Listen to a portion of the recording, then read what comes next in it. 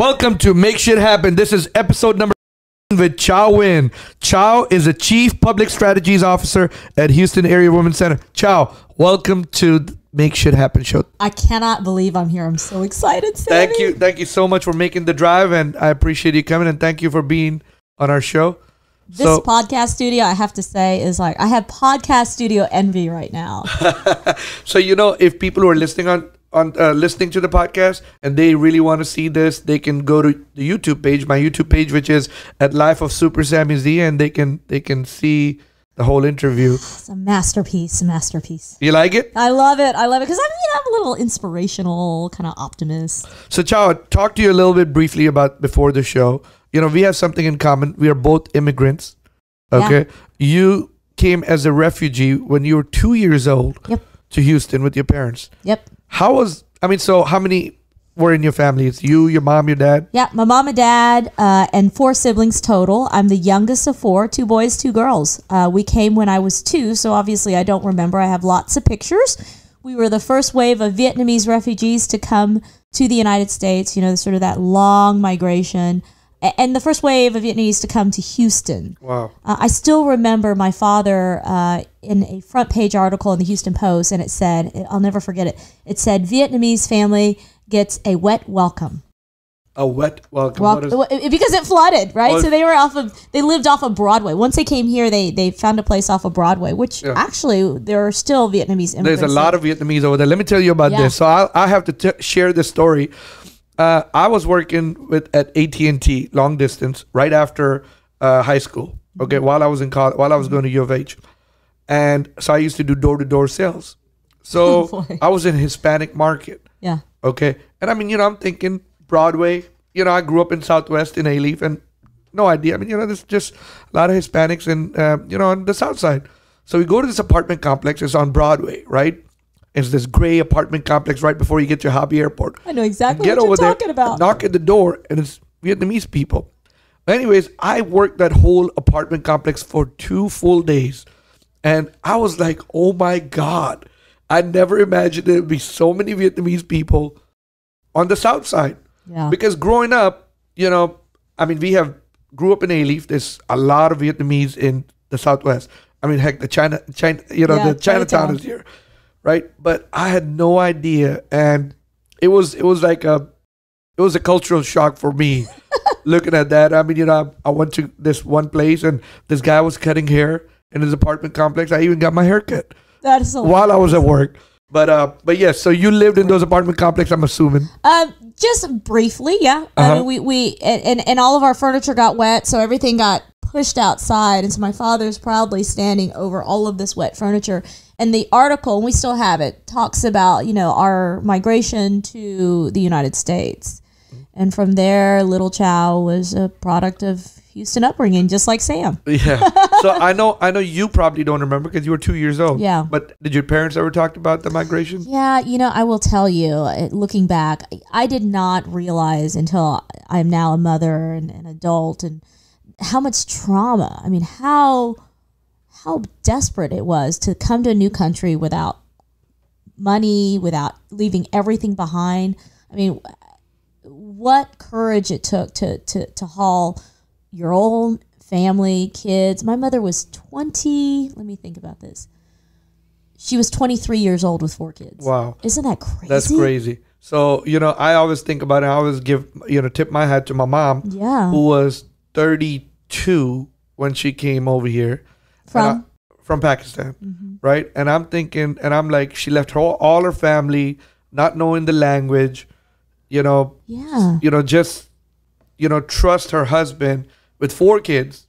Same. And just say, you know what, I'm gonna move over here, not knowing what's going on. And I mean, so I know your parents, probably your mom left all her family over there. Same, yeah. Right? Yeah, same. And I mean, you know, just not knowing the country, but you know, we gotta give for our parents because they did a lot of it for the betterment of their kids. Yeah, for a better life. And look at us. I mean, we're sitting here in a beautiful podcast studio with you, a successful furniture owner, me, a social worker. I mean, we are living the American dream. I cannot tell you how much gratitude I have for my parents. And gratitude is a must, right? That's you said the magic words, right? I mean, your day is as good as your gratitude. Oh, definitely.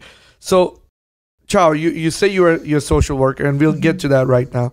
But so I want to get back to the family thing. Y'all migrated over here, and then like how a lot of Asian, and when I say Asian, I mean everybody, Asian, South Asian, Indian, everybody. When our parents bring us over here, they want us to be doctors or engineers or something like that. Or we're a failure. Yeah, or we're failure. So did your parents wanted you to be an engineer or doctor? Lawyer, engineer, doctor, any of those. But the one blessing I had is my parents. I was always a very curious child. I was always creative. I love to learn. I love to get out. And then that path took me to being a journalist. They always encouraged me because they knew that I would do okay. And I remember the first TV, so I used to be a TV reporter. The first on-air job I received at a very young age was in Guam. And so I had to move from Houston to Guam. And even at age 21, graduated from high school, I was still scared of my parents because that's the Asian way. Like, what if mom and dad don't let me go to Guam? Then I can't go. Yeah. I'm already living in my own apartment out of college thinking if they don't let me go, I can't go. That's my mentality, right? Because that's how we are in Asian families. I mean, we're tight-knit, strict. Girls don't, leave. Especially in immigrant families. Oh, my gosh. Yeah. But the one thing they did is they said, you know what, Chau, you can do anything in this world. You just go ahead and go. And that really launched me to knowing that finally I can be accepted from them no matter what. Awesome.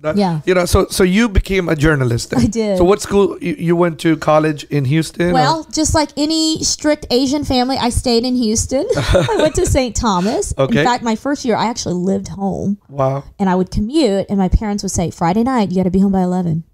I had an 11 o'clock curfew. Really? I'm still that strict parent. I can see it. Yeah, I can see how it's generational, right? Yeah, I'm still that parent. If my kids are listening to it, they'll be like, "Really, Dad? You know what? You still do that after so many years." But I still do that. I totally get it. So I went to St. Thomas, and I got bit by the TV news bug. I had an instructor who was teaching us like a radio production class, John. Oh, goodness, I can't remember his name. So then I got introduced to working at Fox 26. Back then, it was like this little dump where the Central Market, HEB, is. Uh-huh. So I was an intern, and I would pour coffee, and then I walked into a newsroom, and I was like, oh, my gosh, this is it. Forget about, being a newspaper reporter. This is what I want to do. There's an energy and a buzz in a newsroom. Mm-hmm. So that's where my career began. I worked on the desk, which is kind of a job where you listen to scanners and send out reporters and photographers and, call for beats like, hey, what's going on at the morgue, Yeah. So I did that for a few years, and then I got my first job right after college in Guam. I worked in Guam, which is halfway across the world. I didn't really realize that until I looked at the map. I'm like, oh my gosh, I'm going far. That was a wonderful experience. I was lucky enough to come back to Houston to work as a reporter at the Fox station, went away to Atlanta for a few years, worked at a CBS station there, came back to Houston several years ago, and that's where I basically retired from KHOU as a weekend morning anchor and reporter. KHOU, for people who are out of the city, is CBS. The CBS, the local CBS TV news station. All right. So, and how long was your TV career? About 15 years. Yeah, in total, 15 years, and that was plenty. That was plenty. Now, you said the news desk. You work on the news desk. Did you? First of all, did you always want it to be on TV, or you wanted to be the journalist, like write for the paper and everything? I thought, okay, so I think sometimes your path is kind of set for you, right? So as a child, I loved to read. So that was my escape from just being an immigrant child growing up in the white suburbs. So I read a lot of books, just read. Then I realized I was just always curious about people. Like, I want to know about Sam and your upbringing, and I want to know about Angel, and I want to know about all these people. And then I love to write, right? So then I became a writer very early on. Then I became a newspaper editor in my high school. And I loved it. And so really my resolution when I graduated from high school is I'm going to become a newspaper reporter. Now, the one nugget is I would watch Connie Chung, and she was the only Asian American woman on TV. Mm-hmm. And that was really inspiring. So I thought, wow, if she could do it, what if I could do it? But I didn't really think about TV until I walked into that Fox 26 newsroom back in 1990, 2. Uh-huh. And how big was the newsroom? It was a dump. It was a dump. It was a UHF station, if you remember what UHF meant, right? Yeah. Fox UHF and VHF. Right? Yeah, and it wasn't even Fox 26 like it is now. It was like, Channel 26, UHF, and they had this small newsroom. It was just being purchased by the Fox network, so it didn't have any of the bells and whistles you see now. It was kind of a falling apart newsroom. And then, of course, over the years it grew. But that was my introduction. I loved going out with other reporters. There are anchors and reporters here that I consider my mentors, the people who launched me, Gina Gaston, Tom Cook. I would follow them when I worked at 13. We'd put my resume tapes together. I mean, plenty of people that are still in the news business locally that I look up to and are still doing it, that really influenced my career back then. So I felt very lucky. So now did you do, a lot of time when reporters, they start, or, before they become the anchor, they always out there, chasing ambulance chasers and, the cop chaser. I mean, you did that, huh? Oh, you have no idea. When I moved back to Houston from Guam, which back then it was really hard, but now it's a little bit easier. You don't move from an obscure little island back to the big city of Houston to be a reporter. But I was lucky enough to do it because I had a news director, a former boss, who said, you know what, Chau, you can do this. So she put me on the overnight shift. I worked from 10:30 till 6:30 or 7 in the morning, chasing police chases, fires, homicides. I cannot tell. At Fox 26, I was like the angel of death in the morning, like knock on people's door. I was like, so sorry, your person. It was, it was a really interesting 2 years of being like a night owl and being. You were a crime chaser, huh? I was an ambulance chaser. I knew cops. We would stop at the stop and go on Kirby Drive. I mean, that was my world. I was a beat reporter. So yes, I was a total beat reporter. And then hurricanes would come, and I'm 4'0", right? Like 5'0". I'd like blow it up. Like, Chau, are you okay? Don't blow away. What was the most memorable experience ever being on? Okay, so people have asked me plenty of times. There was a child who wandered off into the woods up north somewhere in Montgomery County, Conroe, Willis, and she lived in a trailer park. And she'd wandered off with her dog in the woods, and all night they're searching for her. Rescue units are out, and she's like 5 or 6. So now we're all thinking she's gone, right? So I'm live at maybe 7 in the morning, and all these people are running by me like, oh my gosh, we found her. And literally, she comes out of the woods, and she's all scratched out with her dog. The dog stayed with her all night. She just got lost. Oh. That to me was so memorable because it was news that was happening in real time, and it was so emotional. There's a couple other moments, but it was so emotional, and it was so palpable. The other one I would say is the Texas A&M bonfire collapse. I was the first reporter who showed up, and I think they just celebrated 20 years or honored 20 years. I was the first reporter who showed up at the scene. It was about 2 o'clock in the morning. Yeah. I was working overnight. So Todd Smith and I, my photographer, who's still a photographer at Fox 26, we showed up. It's like an hour drive, hour and a half drive. And you could just feel the devastation and just, you can feel it. The energy was real, right? It was palpable. And I was there for a few days. Those are some not so good and good moments. That's news, though. Those are people's real lives. That never leaves me, by the way. Yeah. Just knowing that, you could wake up and life could be fine, and in an instant, So, I mean, what about, since you've been in Houston, what about hurricane? Any hurricane memory? Ike, Katrina was obviously very devastating. And then there's a host of smaller hurricanes. Sadly, you remember Rita, right? When everybody left Houston. Yes. Rita, Katrina. So you were working when Rita. I think I was out of news by Rita. Rita was at 2008. Well, it was Katrina and Rita together. Okay, Katrina. In 2005, I think. Okay, so then I was working Katrina and Rita. Yeah. I stayed at TransStar for a few days. And then Ike was 2007. That's what I'm thinking. Ike I wasn't here for. I was actually out of news. And they would call me back. I totally left news. Yeah. And my, Bill Bishop over at KHOU would call. He's like, you want to work again? I'm like, no, I don't. So why did you leave news? That's a good question. I knew that there was something more for me. I always had a wanderlust spirit. This sounds really like, don't try this at home, kids kind of moment. But I really thought, it's just time for me to hang up the hat. And I was, things were going really well in my career. I had an opportunity to move to New York. Things were going well at KHOU. I went into my bosses. I had thought about this for a while, and I said, you know what? I am going to quit. I'm going to travel the world for about 6 months. I don't know what my path is going to take me, which is so foolhardy, right? Looking back. But I trust that I have enough skill sets to figure out something. And so that's what I did. But I mean, that's pretty brave. Yeah. I mean, of something you've been doing this at this point for 15 years, you know, from talking about from a 21-year-old girl to 36, 37-year-old. I mean, you've basically spent your adult life doing this. I mean, what kind of guts did you, I mean, it's brave. I mean, I know. Or foolhardy, right? Like kids don't try because at that time, the anchors were making pretty decent money too. I had a great life. I also had, some money in the bank. I had a house. My life was really good. A dog. You know what I knew is I was a single girl. I was working in TV, and I thought, if I don't travel now, I love to travel, right? I will never do it. So I took off to Vietnam. I went to Southeast Asia. I went back to the islands for a while. And then I came back and decided I'm going to go get my master's in social work. It was the right.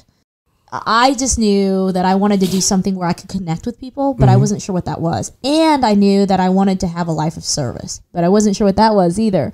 So it took a little exploring, obviously getting an education and dabbling in some psychotherapy, counseling with kids and adults and teenagers. And then I kind of fell into this nonprofit management world that I'm in now. And what made you fall in there? I mean, with some of it's luck, right? Yeah. Yeah. With you having masters, impressive resume, being around, a TV anchor for one of the, I think at that time, Channel 11 was number 1 or number 2 station.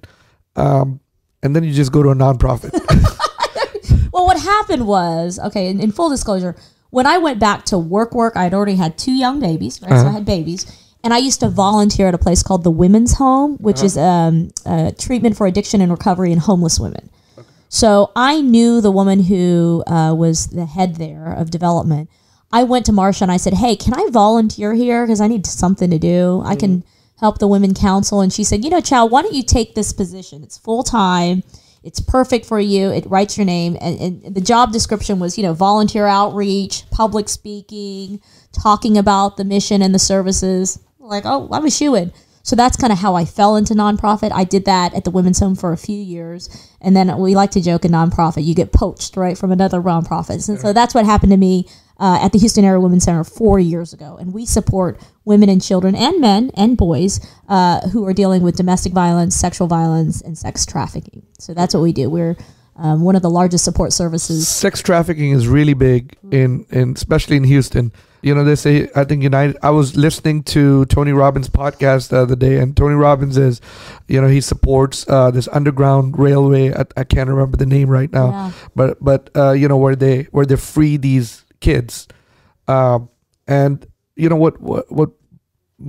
mind-boggling that the United States is one of the top. Well, I think it's number 1 or number 2 for women and kids being trafficked. Yeah, it's one of the major hubs. And even more startling is Houston is one of the biggest hubs in the country for sex trafficking. And that's crazy, isn't it? Yeah, it's going on behind our noses and we don't know. And, there are some issues around our children, going to good schools, in good communities, also being groomed, quote unquote, and trafficked, by these predators. They're predators, right? So that is something that our agency is. It's mind-boggling. It's scary, and especially in Houston, living in Houston, and knowing how big of a deal it is. So tell me, at the Houston Area Women's Center, right? You can just call it Hawk, yeah. Okay, Hawk. At Hawk, how do y'all deal with this sex trafficking and everything? So we have different programs. Survivors of domestic and sexual violence and sex trafficking all face unique and similar and intersectional issues, right? So a woman who comes to us as a client as a domestic violence survivor might have sex trafficking in our past. We also specifically have counselors and advocates who work with sex trafficking survivors. Last year, we saw 277, I believe, sex trafficking survivors through the Harris County Courts Diversion Program. So we have a partnership with the DA's office to ensure that when a sex trafficking survivor goes to the court, there's an opportunity for her to have a touch point with us so that we can explain the resources. Getting out of the life, they say, is a very complicated avenue to navigate out of, because Young women might think it's their boyfriends. It's the only life they have. They've been brainwashed. But what we tell survivors is you have a place here. You are heard. You are believed, and we'll offer you support. That comes in the form of housing, vocational training and education, case management, just any support that a survivor needs. We're there for them. So,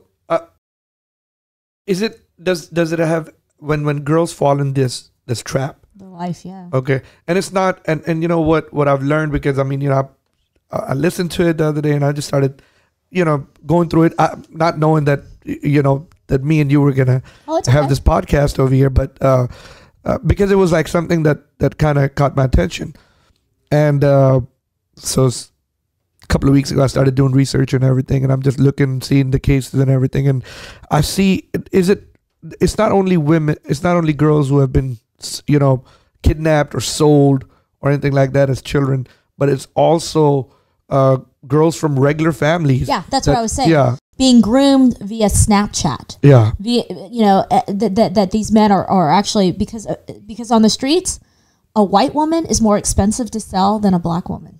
Did you know that? No, right? I did not. Isn't that crazy? Yeah, they're getting groomed. They're getting targeted via their social media, which is why a lot of parents need to be very concerned and aware of what's going on in their children's social media accounts. And so do you see young girls get, basically they leave their home or they stay at home while they're or they're getting, you know, these predators are making them work? I mean, what do you see? Well, they leave. Yeah, there's a lot of cases where, and it's a complicated issue because then you call the police and she's a runaway. Well, maybe she identifies as a runaway, but she's really being lured away into a life of sex trafficking that she doesn't know is happening. And that has happened to many children. You know, there's as many as 79,000 youth in the state of Texas who are sex trafficking victims right now. And there are a lot of organizations and agencies, not only here in Houston, but around the United States, who are working to help and to rescue, so to speak, these girls and get them the proper treatment they deserve. So I can't remember the name right now, but Tony Robbins had him. He had this guest on his podcast who's the CEO of this underground railway. I can't remember the name of the group right now. And I was trying to look on my phone while you were talking.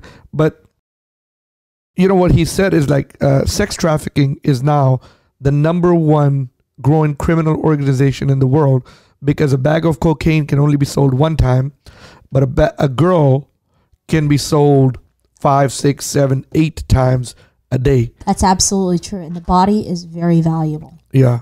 But the body should not be for sale. Yes, definitely. Yeah. And so now let me ask you, do you see also kids, you know, being kidnapped and sold? I mean, young kids and young women, young girls, 3, 4, 5, 6, 7 years old.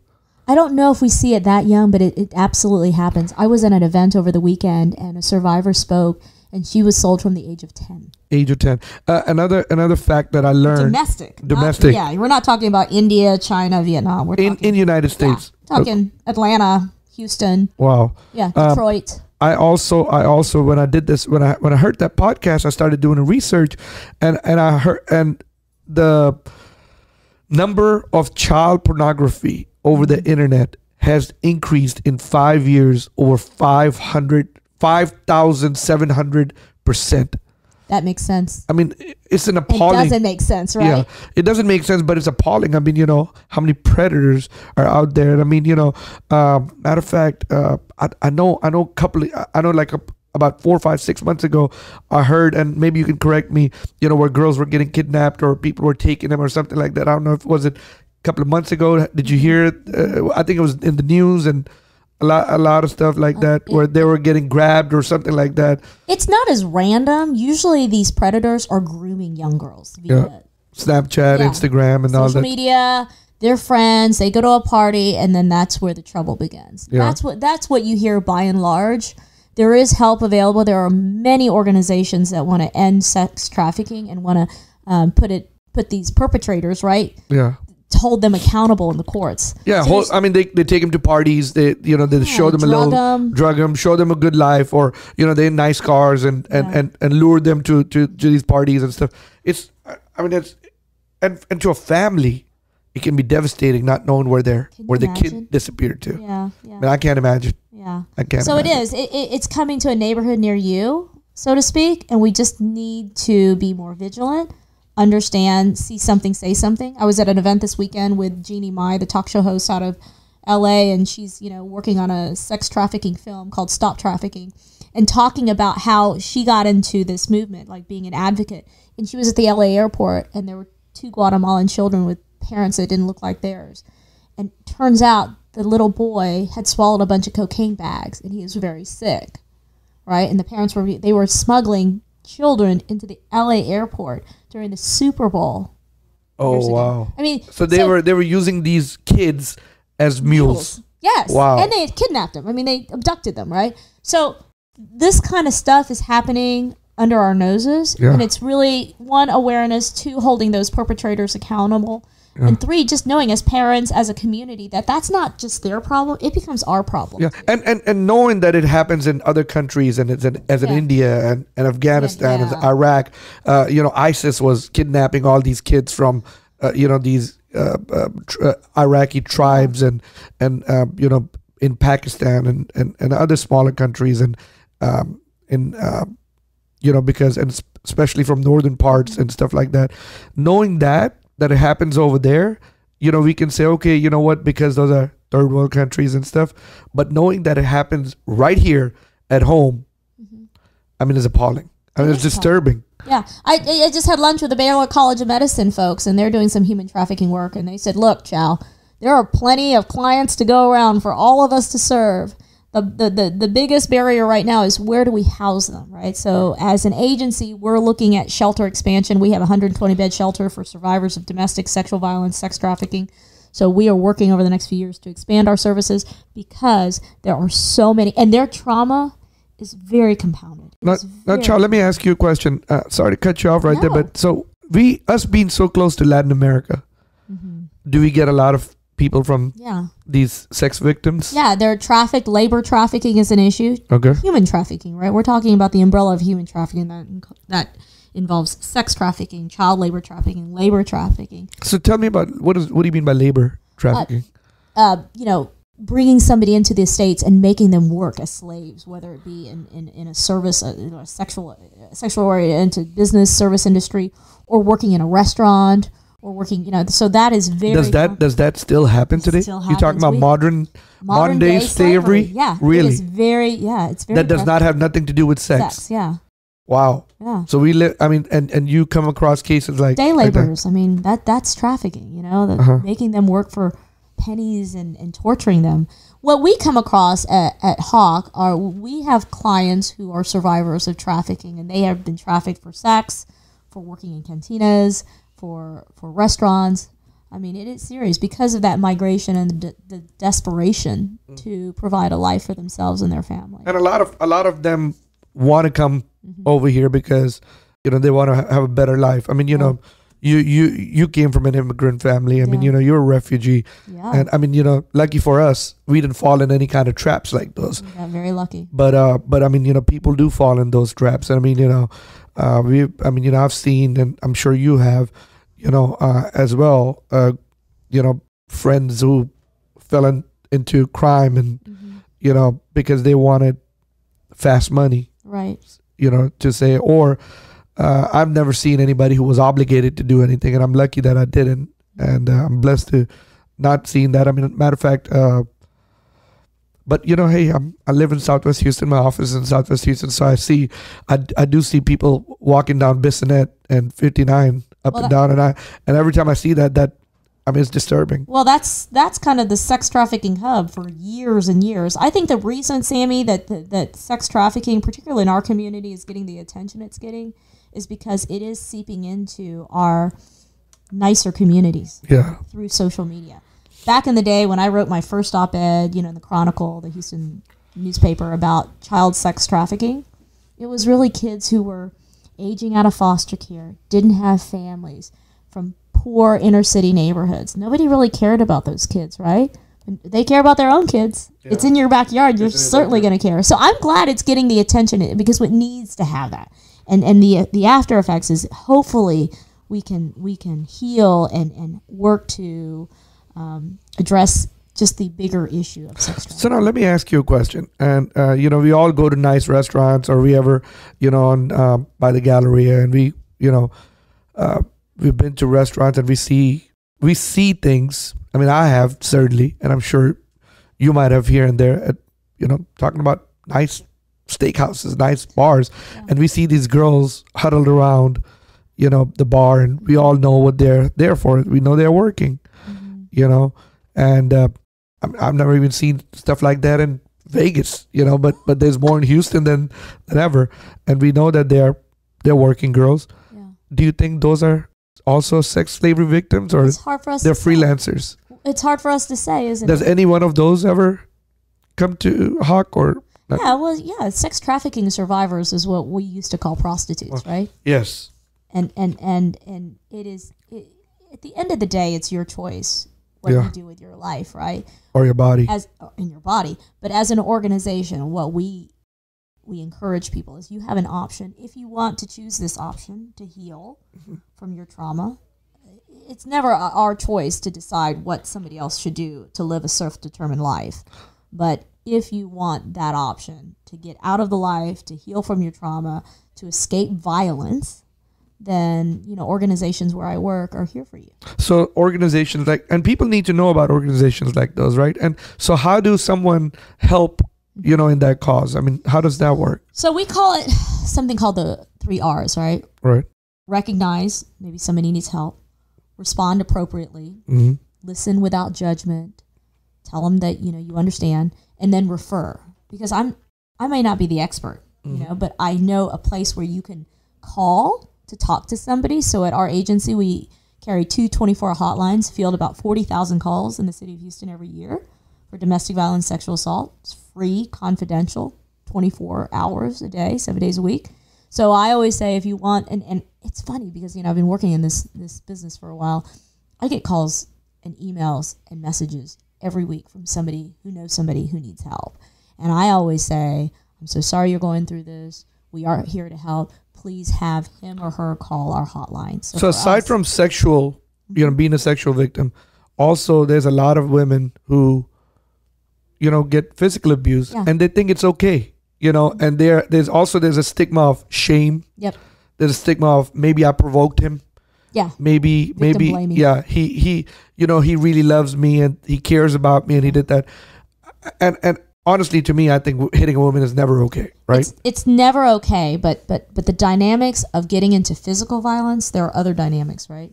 Emotional violence, taking away, it's power and control, right? Taking away your phone, it's intimidation, it's using the kids as weapons. So the heart of all the things we're talking about, abuse, domestic abuse, is power and control. So no, it's never okay to hit a woman. So what we try to navigate with our survivors is it's not our decision for them to leave their abusers. It's our place to say, let us help you look at lethality. Are you in danger to get really hurt? 1, we have an assessment tool that helps with that. And then 2, here are your options if you decide to leave. No. So a woman needs to feel empowered to say, I have made this decision based on these informed things, right? But the barriers to leaving for a lot of women we see, 2 barriers: money, kids. How am I going to feed my kids? Where am I going to work? And so I will tell you, abusers will use that against their partners, right? Yeah. How are you going to work? Where are you going to go? Where are the kids going to go? Nobody wants you. Yeah. So financial empowerment for us is very important to help survivors navigate how they can make it on their own. We have match programs, all kinds of great programs.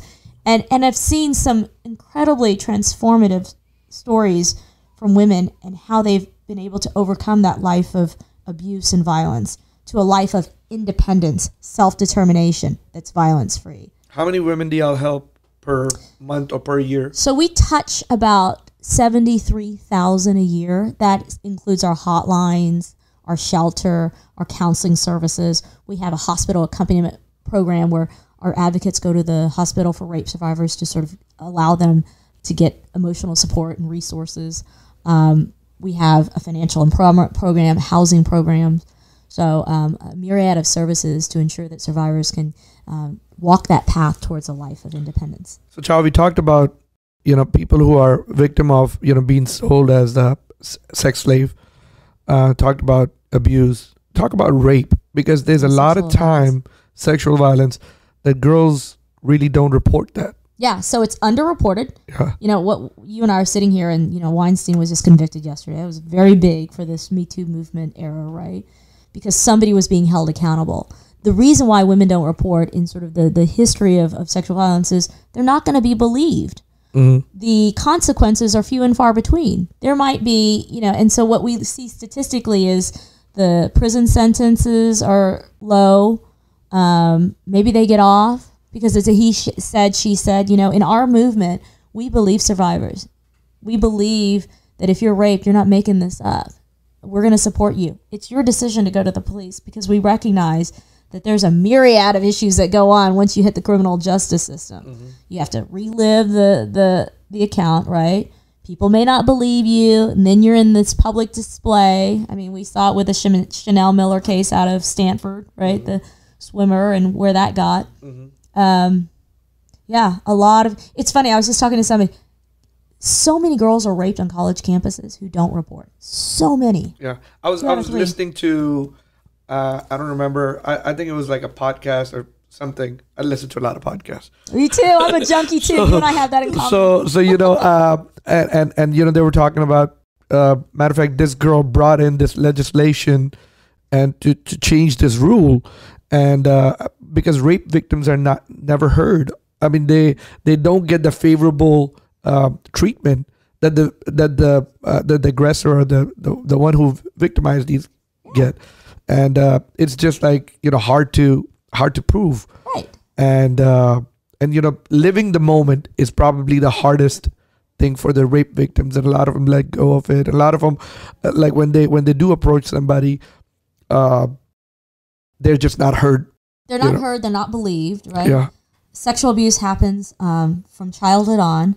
We see a lot of sexual abuse survivors who survived childhood sexual abuse. Right. And are just now working through their trauma 20 years later, 30 years later. But healing can happen. I mean, we've seen those stories, and thank goodness for that. So do you all have people who come up several years later? Mm-hmm. And I mean, do y'all have like some kind of counseling for them? Tell us a little bit about that. Yeah, so we offer in our non-residential, we have a shelter, 120 beds, 70 women, 50 kids every year at our shelter, right? That's really kind of our crisis response program. We also have non-residential opportunities for survivors to heal through counseling programs. We have support groups. We offer about 40 support groups a week, individual counseling as well, and just a myriad of groups depending on, we have survivors who are men, who are boys, and so those groups will form as the need arises. That's the main thing, boys, who get, who are victims, and I mean they, we still live in the society that shame is, we are ashamed of it. Okay, yeah. So what do you see about that, and what do you think? I mean, living in this society where boys are more ashamed that they got sexually abused or something like that. And even though the name of your organization is Houston Women Area Center, or Houston Area Women's Center, do y'all educate boys that they can come up? I mean, how do you do that? So the Houston Area Women's Center was started in 1977 at sort of the spark of the women's movement, which is how the name was born. We go by HAWK because we want to make sure that we're inclusive, that we do support survivors, no matter your race, your gender, and we welcome them. And, I personally think somebody said something recently that I heard. It's like, when somebody commits a crime, Sam, I would be screaming and be like, that guy did it, right? Somebody just robbed you or burglarized you. Like, that guy did. We're all screaming. We're all public. If somebody rapes somebody, nobody does that. Oh, let's not talk about it. Let's put it in the shadows. Well, it's time that we stop doing that, right? We stop taking that shame and stigma. We take that out of the equation because it's still a crime, and saying this perpetrator did it and it's wrong, and we need to hold him accountable, and we need to not say it's her fault or his fault because of what they wore or how much they drink. Nobody deserves that kind of treatment. Consent is consent, right? It's not okay.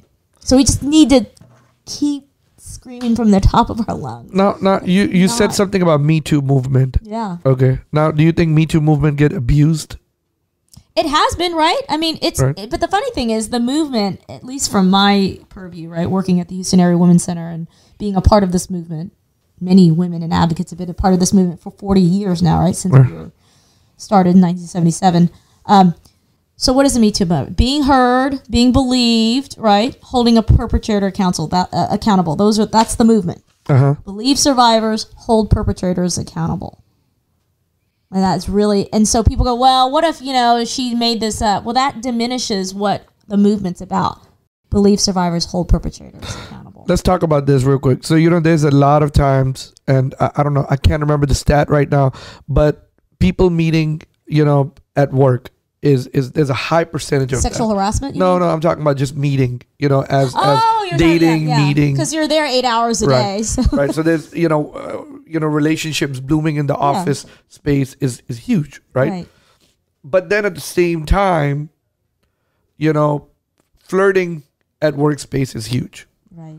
And that flirting at workspace sometimes can lead into harassment, sexual assault, and all that stuff. And I'm sure you have seen, working around that. I think in the workplace, when it comes to sexual harassment, I mean, you've got to really understand the culture of where you work.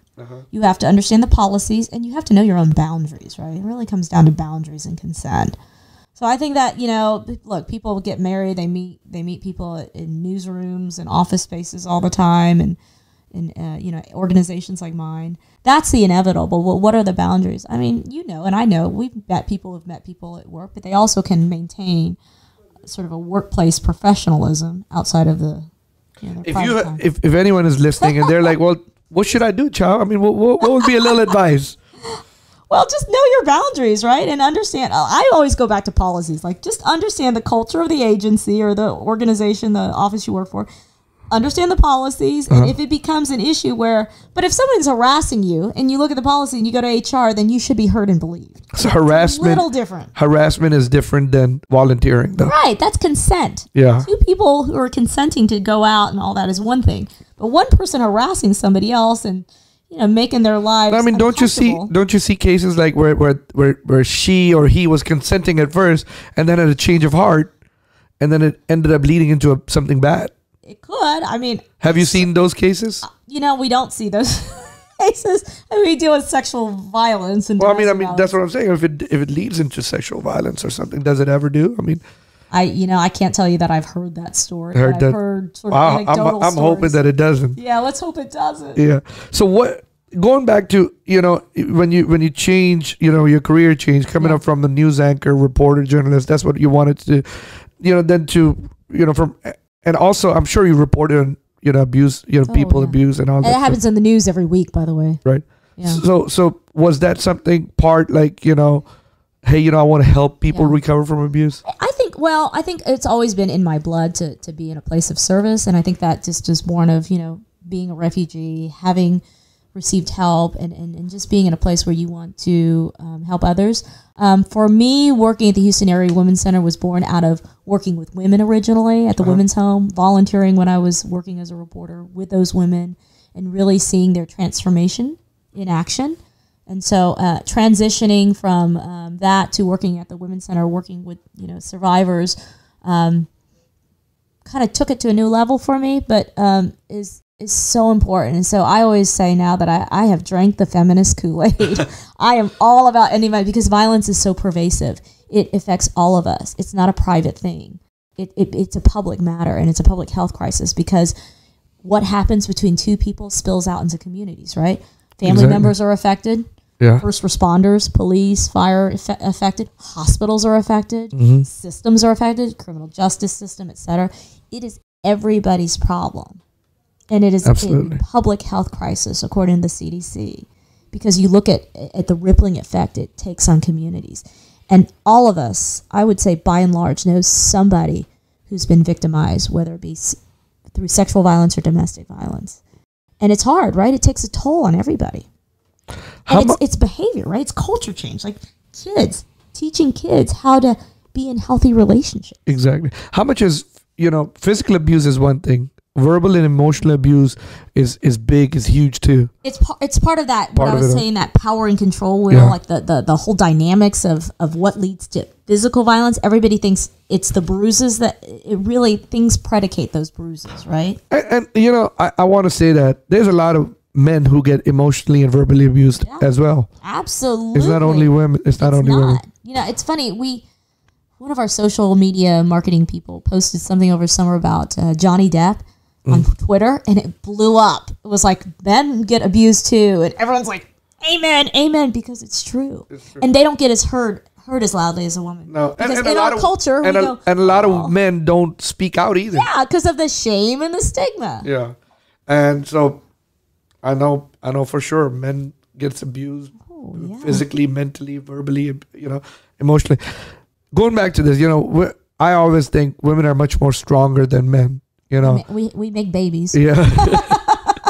Yeah. We're strong. If anyone knows how hard that is, huh?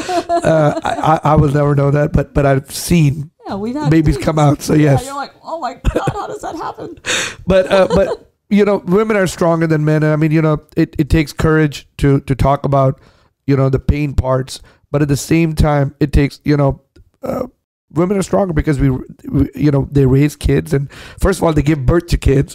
Okay, back to your point, and they raise kids, and I know there's a lot of women. People sometimes don't appreciate women who are raising kids, single mother, stay-at-home moms. I mean, it's a full-time job. Now, I know you're a single mom. I am. I'm a proud single mama of two beautiful girls. Oh, two beautiful girls, and you're full-time worker. Full-time at the Houston Area Women's Center. I'm very lucky. I get to live my purpose, right? And I'm very passionate about our mission. And then I'm afforded the privilege of having two amazing kids. Now, as a single parent, I have a great co-parent. You cannot do this alone. I have a big heart for single mothers. Single mothers are some of the fastest growing homeless populations in our country, particularly in our city. There was just a new report out from U of H that talked about, the poverty rates among single mother are very high. Pay inequities among single mothers. I mean, it takes a village. And so my village is co-parenting, an amazing career, and support from my Hawk family, my own family, and then my tribe of other mothers and single mothers who we all know, what? Not every day is going to be perfect, but we can't do it alone. Yeah, definitely. Now, there's a lot of time that, you said co-parenting a couple of times. Mm-hmm. There's a lot of times women get single and they don't want, nothing to do with the father. And what would you, I mean, if someone is listening, what will your advice be? I think if you are the parent, you do the best you can. Because the studies will show you, and I used to be a therapist, and I saw many, many children from single parent homes. Yeah. If you have one good, solid parent who gives you that love and support and attention and connection you need, you're going to do okay by and large. That's what the stats say, right? So, you find your support system, you find your tribe to help you navigate single parenthood. It's not easy. But keeping the kids away from the other parent is not healthy for the kids at all. I would say navigating all of that is family to family. You just don't know the situation.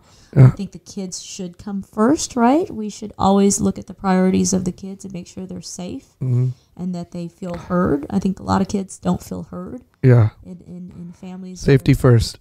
Right. Feeling safe, having that community around you, the school community, your family community, just having support around you. So how does the work at Hawk impact raising these two beautiful girls? Keeps me up at night, right? It's like, what keeps you up at night? What kind of a community do I want for my kids, right? What kind of behavior do I think is okay, right? So it gives me more resolve, and I think it gives a lot of us at the Houston Area Women's Center more resolve to just do better, right? To keep advocating, to keep fighting for what's right, to talk about healthy relationships, to say that's not okay, to talk about consent. I feel so lucky that I can be a voice in our movement about all of these issues, and to do it with conviction and with resolve and with heart and to know that my girls are gonna be okay if they have a voice, if they know it's not okay to have, it's okay to have consent. It's okay to choose happiness. I'm looking at you. So it's okay, right? Yeah. So to give them the confidence and the empowerment they need, because I think that sometimes in our culture, with these sort of gender issues, women don't have a voice, right? They're like, oh well, I shouldn't say something. I should be a pleaser. No, it's okay to have a voice and say this is not okay and that's not okay. For me, I'm very close to my children, and I want them to express and tell me how they feel, that they have a voice. I feel like we can go on for this for hours, right? Well, because I used to be a reporter. I would want to ask you all these questions about your life, Sam. So, we can definitely go on but you said choose happiness right now. You saw that sign. What is your definition of, or let me just say, what is your opinion of choosing happiness and why happiness is so important? And it may be at workplace, may it be in relationship, may it be waking up in the morning and having a purpose. What do you think about that? So for me, I choose gratitude every day, to know that I am grateful for my health, my children, and connection. Those are kind of my things, right? And if I live in gratitude, my day goes pretty good. So why is gratitude so important? Because I know it could be worse, right? That what we have in this sort of finite moment of living in life is so short, right? And I've seen all the tragedies and the deaths, and that doesn't leave me. All those years of being a street reporter and seeing crime and death and homicides and bodies and people being put out like garbage, right? It never left me to realize that, tomorrow is not promised, and that love is, okay, now I'm getting really kind of optimistic. Woo-woo, but love is everything. Love and connection are everything in life. And I choose to be in a place of gratitude and love. And that's what brings me happiness. Yeah. It's not all the big things and the validation and the success. It's really in those moments with my children, looking at the sun, driving here, being really present with whatever I'm being present with. Yeah. I did a video, I think it was a couple of days ago or last week sometime, about gratitude. Oh. It was and I posted on Instagram and YouTube. And, we are so grateful. We are walking. If you really want to see gratitude, walk the emergency room, walk the cancer center. We should be gratitude every morning. We should be grateful, I started a gratitude to any journal. God you believe in, but you should be grateful. Grateful for just the breath of life. Exactly. Right? Just those little things. So I keep a gratitude journal. It's very simple. It's like 3 things you're grateful for. What's your intention of the day? And then at the end of the night, 3 things that happened today that were good, and it's not hard to find. Not in my world. What is your definition of making shit happen? Making shit happen. Oh gosh.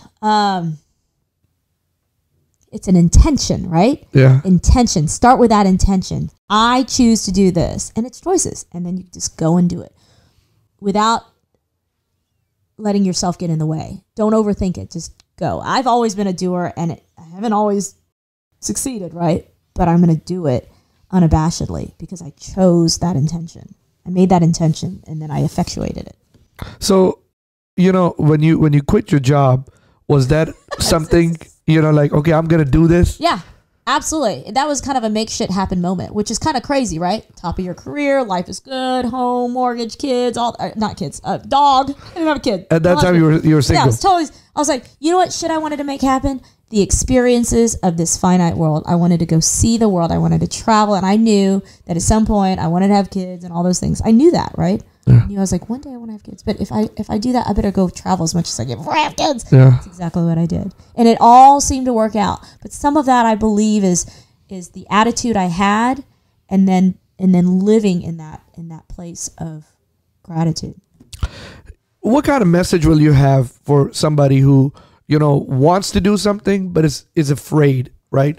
That, okay, well, I don't know if I do this, how my parents are going to think, especially us coming out from from immigrant family. We're so concerned about our parents because our parents give so much for us, right? And we don't want to, and the pressure is immense, right? we don't want to disappoint them, but we want to do something.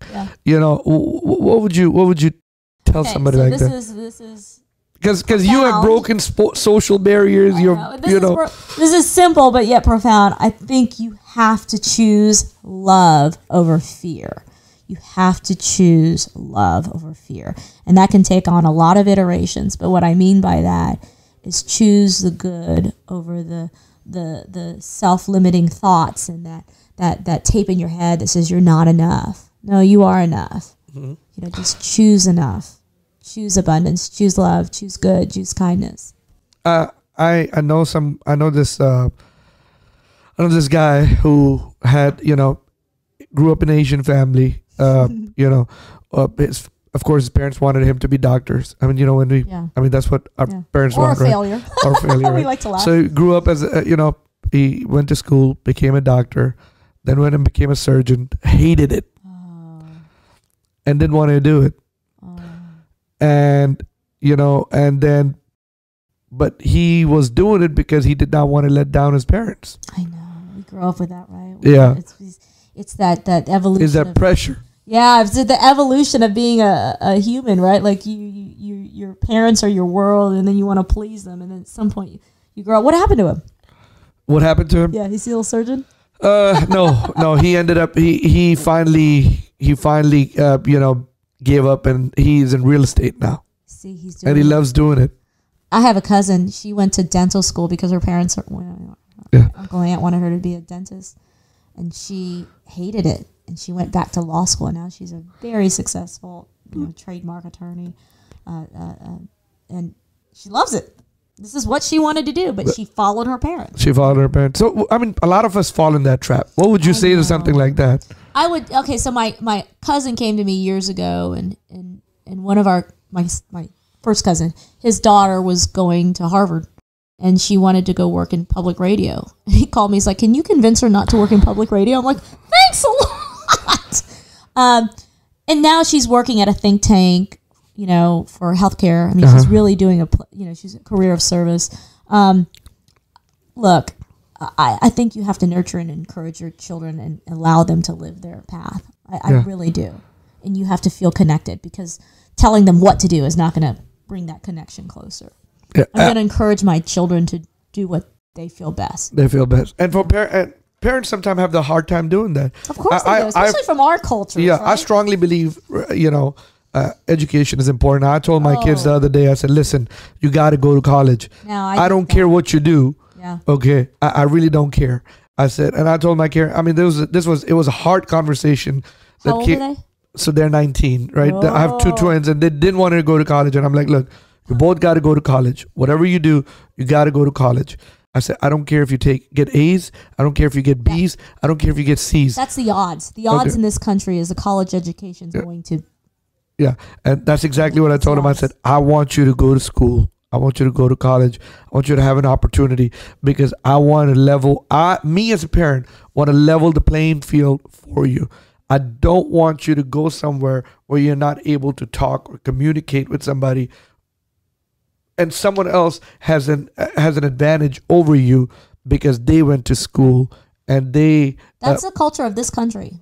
That's it. Or the culture of. So what do you think about education? I'm a tiger mom. Yeah. I make my kids do all their homework. They have a whole week's of homework. They're only in second, third grade, but I make them do all their homework Mondays and Tuesdays, so that the rest of the week they can kind of relax with their dad. So no, I am a tiger. Education is very important to me. Yeah. And I think the lessons you learn in going to school and being sort of self-sufficient, right? When you go to college, you have to study by yourself, eat, drink, wake up.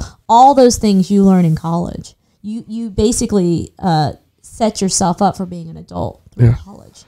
And college education is fun. I mean, I'm excited about learning. And that's what. And so I told my kids this. I'm like, listen. Right. I'm like, listen. I don't want you. Okay. If you take a chemistry class, will you ever use it? No. Will you take a biology class? Will you ever use it? No. I totally agree with it. I said, but you must go to college, because at the same time, it brings discipline in your life. It broadens, the vision. I mean, where you. I mean, and then you gotta live life.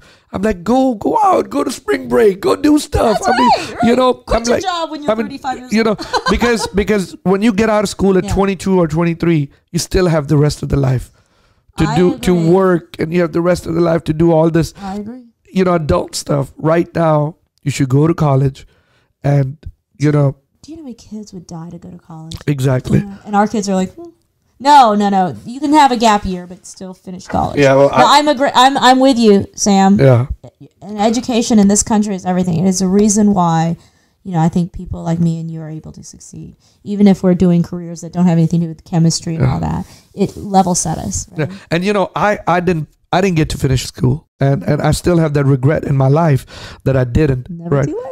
Never too late. Everybody says that to me. Everybody tells me the same thing. Never too late. But of course, when you have kids, you want them to do what you didn't do. I don't want to live through them, but I want to get them to see the opportunity that I didn't have. Yeah. And stuff that I had to do to make shit happen. Make shit happen. But I want to make sure that they get it. And I urge parents, to be in their kids' life, and if they can afford it, because nowadays, I mean, there's so much opportunities. I mean, you can get Pell Grants, you can get financial aid, scholarships, all kind of stuff. The world has changed, and plus it's learning. I mean, colleges. That's what I get excited about learning. Yeah, and community colleges like Lone Star. I mean, they are badass. I mean, they're good. ACC. St. Jack. I mean, they're really good. You don't have to go to a 4-year college to be successful. Just go to community college. I mean, it's character building. It's character building. I mean, it builds character in the kid's life, and able to. How are you gonna, if you want to be in business? How are you able to read a lease and comprehend that? Yeah. I'm big grammar police and writing. But you understand what I'm trying to say. I get that. So that's what I do at my household. I make the kids do all their homework the first 2 days. So do the hard part, then have the fun. It's that delayed gratification that they don't understand anymore. Like, do the hard part, have the fun. Chau, we're getting to that part of the show where we have to end this. So every time I end the show, if the world was to end and you have nothing left, right? And you want to leave a message for your kids and future generation and for the world, and this is the only thing you can write it down or whatever. 3 things you'll leave for your kids, for your future generation, and the world. Wow. And it can be anything. It can be how to live life, what they should do. Yeah. What would you say? 3 things. I would say be kind. Be kind. Okay. Love big. Care to expand on be kind? Choose kindness. Always be in a place of thinking of the good, right? Whether it be for yourself or for others. Although love starts with yourself, right? Slow down. I think sometimes in our life we are going at, and I would say that to my younger self. Wear sunscreen. So number 3 is wear sunscreen. I think being kind and slowing down is good. Yeah, wear sunscreen. I got to tell you this funny joke about wearing sunscreen. I have a friend named Danny Trong, right? And this is about 20 years ago, and I still remind him about this. So I go to Cancun. This is the first time me and my wife go to Cancun. Yeah. And I see Danny over there. Oh, wow. I said, Danny, wow, what a small world. I mean, I saw you in Cancun. That's crazy. And I'm like, what are you doing? He's like, oh, nothing. I'm like, hey, I heard the sun over here is not like the same sun in Houston. Make sure you wear sunscreen. And he said, I don't need a fucking sunscreen. I said, okay. The next day I see Danny and his girlfriend like a lobster. Redder than a and lobster. They are peeled and they're hurting and the whole thing. Matter of fact, so just about a couple of weeks ago, about a couple of months ago, Danny is in Cancun again and he's posting all these things. I'm like, I hope you were wearing a sunscreen. No. And he's like, you will never let me forget that. So wear sunscreen. I'm telling you. I mean, I don't care if you're brown, black, yellow. It is a beast. The sun, you will not win against you in the sun. Yeah, I turn black in sunscreen. Yeah. I mean, I say that jokingly. What I mean is we got to take care of ourselves. So be kind, slow down, and wear sunscreen. Basically, take care of ourselves. Take care of our skin. Take care of our health. And then slow down. It's like just be in the moment, right? People get so caught up in the shoulda, woulda, couldas and our obsessive worrying, and we all do it, right? We're all obsessed with our thoughts. But sometimes if you just stop and smell the roses and be grateful for just having the breath of life, or being here with you and connecting. I mean, that's freaking awesome. Yeah. And I've learned to do that more, slowing down. Well, some might argue I don't, but I've learned to be more present in those moments and having that moment of appreciation. That's awesome. Thank you so much, Chau. This was a great one. I really loved it. Thank you for being over here. Thank you so much. I just love what you're doing and just spreading this sort of optimism and positivity in the world through your podcast. And I appreciate you coming over here and sharing. A lot of people, they don't understand. I mean, the danger that is around us in our own communities, in our own backyard. So I appreciate you coming over here, shedding the light on that. And sometimes we just think about, oh well, that doesn't happen over here. It happens in third world countries or Latin America or in Asia and other stuff. We just don't realize that. Office. Right outside my office. Yeah. Well, I'm like right down the street from Bissonnet, so I know exactly where it happens. Yeah. Thank you so much. I appreciate it.